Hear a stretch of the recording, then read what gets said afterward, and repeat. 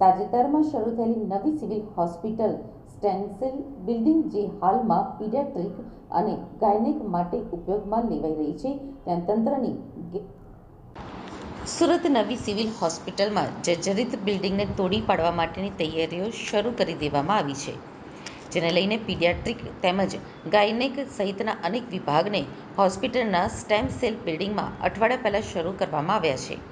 પરંતુ અઠવાડિયા જેવા સમયમાં સ્ટેમ સેલ બિલ્ડિંગના ટોયલેટ પાણી વિહોણા થઈ ગયા છે.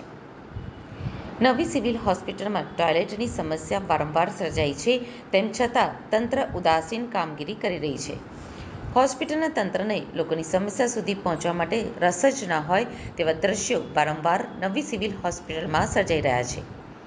અઠવાડિયા પહેલા જ શરૂ કરવામાં આવેલ સ્ટેમ સેલ બિલ્ડિંગમાં ટોયલેટની સમસ્યાએ લોકોને હેરાન કરી દીધા છે. નાના બાળકોના વિભાગના ટોયલેટમાં પાણી નહીં આવતા તેઓના સગા હેરાન થયા છે. બીમાર નાના બાળકો થોડી વારમાં ટોયલેટ કરી દે છે, ત્યારે તેઓને સાફ કરવા માટે પાણી જ નથી મળતું.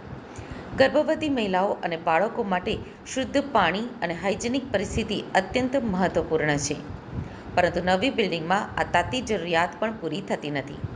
હોસ્પિટલમાં સારવાર લેવા આવતા દર્દીઓ અને તેમના સગાઓને અંતિમ વિકલ્પ તરીકે બહારના ટોયલેટો અથવા અવ્યવસ્થિત ટોયલેટો ઉપર આધાર રાખવો પડે છે. અઠવાડિયા પહેલા શરૂ થયેલી સ્ટેમ સેલ બિલ્ડિંગમાં તપાસ કરવામાં આવી હતી, જ્યાં ટોયલેટમાં ગંદકીનું સામ્રાજ્ય જોવા મળ્યું હતું, તેમજ પાણી વિહોણા જોવા મળ્યા હતા અને દારૂની ખાલી થેલીઓ પણ મળી આવી હતી. નાના બાળકોના તેમજ ગર્ભવતી મહિલાઓના વિભાગ હોવા છતાં બાયોમેડિકલના વેસ્ટને જાહેરમાં મૂકી રાખ્યા હતા, જેથી ઇન્ફેક્શન લાગવાની સંભાવના પણ વધતી જોવા મળી હતી. જેથી નવી સિવિલ હોસ્પિટલના એસઆઈ શોભાના ગાંઠિયા જેવા હોય તેવું લાગી રહ્યું છે. વારંવાર વિવાદમાં રહેતા એસઆઈ સામે કાર્યવાહી પણ કરવામાં તંત્ર નિષ્ફળ નીવડ્યું હોય તેવું લાગી રહ્યું છે.